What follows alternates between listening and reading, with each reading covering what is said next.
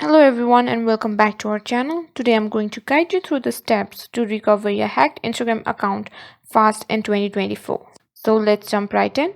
Open your preferred browser and type in hacked Instagram account. After doing so, tap in the first link, then tap on the drop down menu of if you think your Instagram account has been hacked. Then you can simply tap on the visit this page. Here you have to choose why can't you get into your account. Tap in my account was hacked. So to identify your account, you'll be prompted to enter your email number, username or phone number. Now you'll be given options to recover your Instagram account. If you don't have email ID connected, tap on try another way.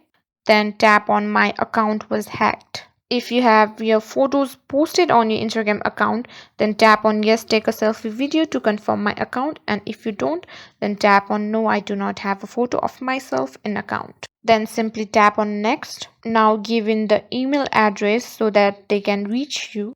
And those are the steps to get your Instagram account back and secure it from future attacks. Remember, the key to avoiding hacks is prevention. So make sure to keep your account secure. Be cautious of suspicious links and never share your password.